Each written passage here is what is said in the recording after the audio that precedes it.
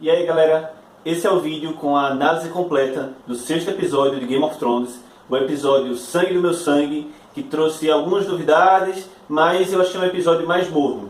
Então vamos analisar esse episódio de forma completa e deixem aí nos comentários o que é que vocês acharam do episódio, se vocês têm alguma opinião diferente das minhas, e não esqueçam de assinar, curtir e compartilhar esse vídeo.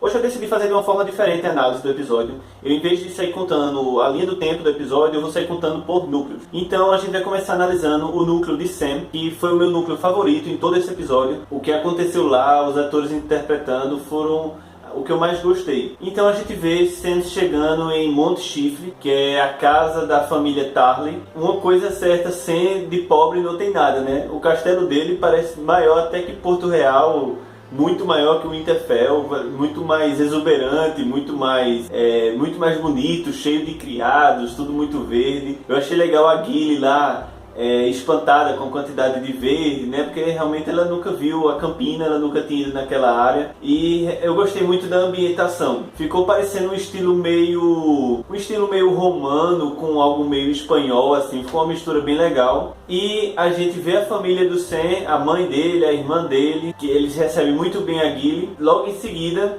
uma outra cena, a gente vai ver o pai do Sam, o Randyll Tarly. Só fazendo um pouco de ambientação de quem é esse personagem, a importância que ele tem. O Randyll Tarly é conhecido como o melhor soldado de Westeros. Não na questão de luta, mas assim, de ser um grande general, de ter uma grande disciplina, de saber motivar seus homens. Ele tem uma história em segundo plano muito grande. Ele vem crescendo como se fosse por trás da história principal. Tanto que ele começa com apenas um dos soldados da causa do Renly, e ele termina como quase mão do rei. Ele termina o último livro como um dos mestres da justiça lá do Pequeno Conselho. E ele foi galgando esses cargos pouco a pouco e sempre com uma forma muito sagaz de ser.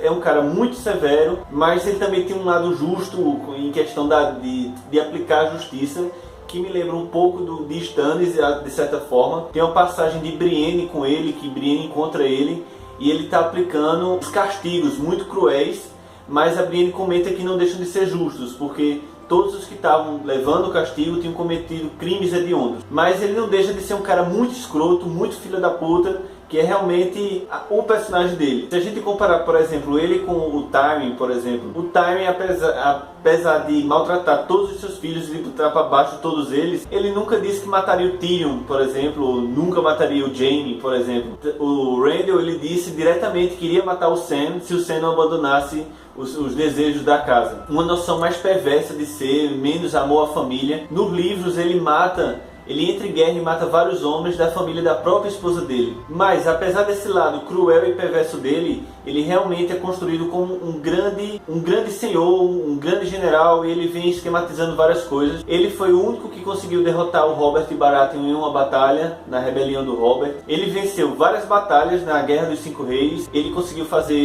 garantir a segurança da Estrada do Rei em um trecho ali entre o norte e Porto Real. Então, ele é realmente um cara muito capaz, mas esse lado perverso dele foi o mais abordado nesse episódio. Eu gostei muito da interpretação do ator que fez ele, realmente passou a atmosfera que eu esperava do Randyll.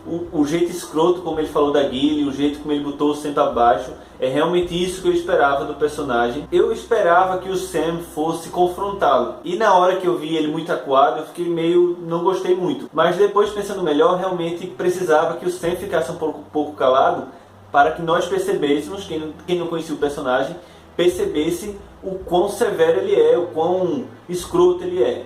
O Sam precisou dar essa recuada. E ele realmente escracha com a Gilly, escracha com o Sam. A Gilly sai, né, e depois o Sam decide abandonar Monte Chifre com a Gilly. A decisão de Sam me surpreendeu de cara. Na hora que ele voltou e pegou a Gilly e saiu, eu disse: que porra que ele está fazendo? Eu não esperava isso. É bem diferente do que acontece nos livros. Nos livros, ele vai para a Vila Velha e envia a Gilly para lá. mas a gente não sabe o que vai acontecer com a Gilly quando chegar lá em Monte Chifre. Eu só não sei agora para onde ele vai com ela. Se ele vai para a Cidadela, como ele irá manter ela na Cidadela. Mulheres não podem entrar na Cidadela, ela teria que ficar em Vila Velha. Então tem várias coisas aí que eu não sei como sem validar. Eu não sei nem se vai ser abordado nessa temporada, porque a gente tem mais aí 4 episódios com muitas coisas para acontecer e eu não sei. Talvez eles só resolvam, só deem uma pincelada no Sam. Talvez ele aprenda, aconteça alguma das coisas que tem no livro, não quero adiantar muito para não ser spoiler. Mas pode ser que agora a gente só veja mais 1 ou 2 aparições do Sam na série. Eu quero chamar a atenção que ele roubou a espada do Randall. Então com certeza o Randall não vai deixar isso barato, vai atrás dele. E eu não sei como o Sam vai lidar com isso também. Eu tô ansioso, eu gostaria de ver os próximos passos do Sam. Pode acontecer alguma tragédia aí, porque a gente sabe que o Randall não mede consequências, né? Então eu não sei o que pode acontecer sinceramente, se ele pode de repente sequestrar a Gilly, ou até matar a Gilly, alguma coisa assim. Eu espero que não, porque eu gosto dela. Mas do jeito que esses produtores estão matando todo mundo. Mas deixa aí nos comentários o que é que vocês acham que vai acontecer aí com o Sam, com a Gilly. E o que é que o Randall vai fazer depois que o Sam roubou a espada dele. Agora a gente vai para o núcleo de Porto Real. Porto Real, como sempre, me decepcionando. Cenas longas que acontece pouco, pouca ação, pouquíssima ação em Porto Real. Tudo muito parado. Novamente o Alto Pardal falando por horas e horas com o Tommen. E aquela conversa comprida e depois o Tommen vai conversar com a Margaery.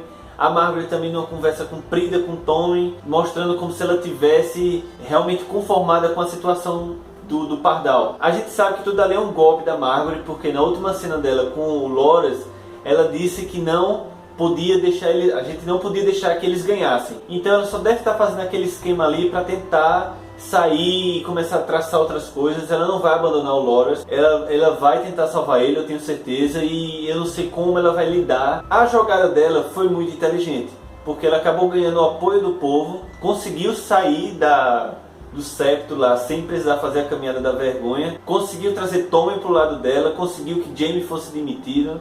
Então a única coisa que ela não esperava, eu acho, era que a casa Tyrell fosse meio que humilhada, porque chega ali o Mance Tyrell, a Olenna Tyrell, com todo aquele exército para salvar ela, e no final das contas ela tinha se aliado ao Pardal. Mas ela não tinha como prever, né? Ela não tinha como saber o que é que estava acontecendo lá fora.